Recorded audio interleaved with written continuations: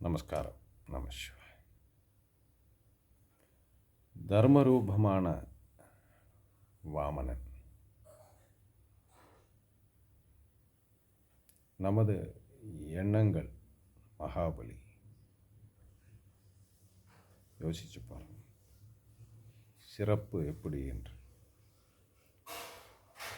மகாபலியின் எண்ணங்களும் ஒரு நிலை அடைவதற்கு தானம் செய்கிறார். தேவையென்று கருதி எது செய்தாலும் அது தர்மமாகாது, தானம்தானா. அதே இடத்தில் வாமனன் நம்ம மனித எண்ணங்களில் பூமியிலும் ஆகாயத்திலும் தங்காத இடைநிலை கொண்ட எண்ணங்கள். சுருக்கமாக சொல்லப்போனால், நம்ம பழைய ஆளுங்க சொல்லுவாங்களே, தரைக்கும் ஆகாயத்துக்கும் தட்டாத சும்மா குதிச்சுக்கிட்டே இருக்கீங்களே அப்படின்னு.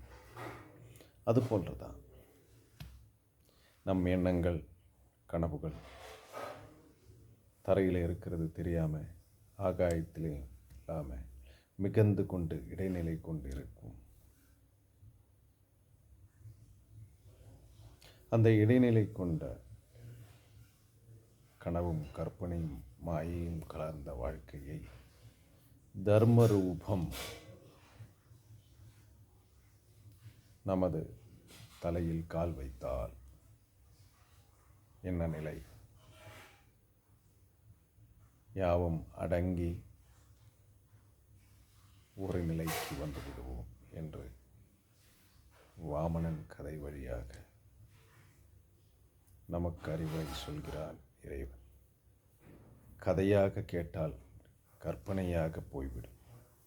கருத்தை உணர்ந்து கேட்டால் கற்பனையில் இருந்து விடுபட்டு கலக்கமில்லாமல் நாம் எப்படி வாழ வேண்டும் என்ற அற்புதத்தை அறிய முடியும்.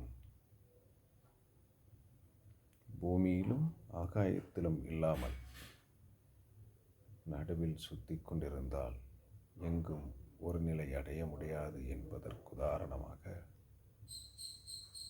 விண்ணும் மண்ணும் மலர்ந்து என்று சொல்வது எண்ணங்கள், கனவுகள். அது காட்டும் உறவுகள் இல்லாததை ஒருநிலைப்படுத்தும் தர்மம். அது நம்மை வெல்லும் போது இந்த பூவுலகமில் நமக்கு அழகாக, அன்பாக தென்படும் என்று பொருள். இப்படி உணர்ந்து பாருங்கள். உங்கள் பார்வையின் வேகத்தையும் உங்கள் எண்ணத்தின் வேகத்தையும் ஒரு நிலைப்படுத்தி, சமாதானப்படுத்தி, சத்தியத்தின் பாதை நீங்கள் எப்படி பயணம் செய்கிறீர்கள் என்று அந்த பயணத்தின் ஒளி, லட்சியம் தெளிவாகும்.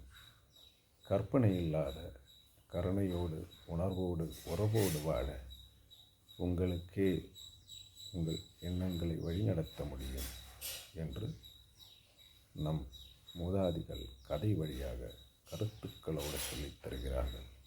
உணருங்கள் கருத்தோடு உணர்வை. அந்த உணர்வில் கருத்தும் நன்மையும் சக்தியும் பக்தியும் கலந்ததாகட்டும். வரும் தலைமுறை ஆரோக்கியமாக வாழ. சர்வம் சிவோகம். ஓம் நம சிவாய.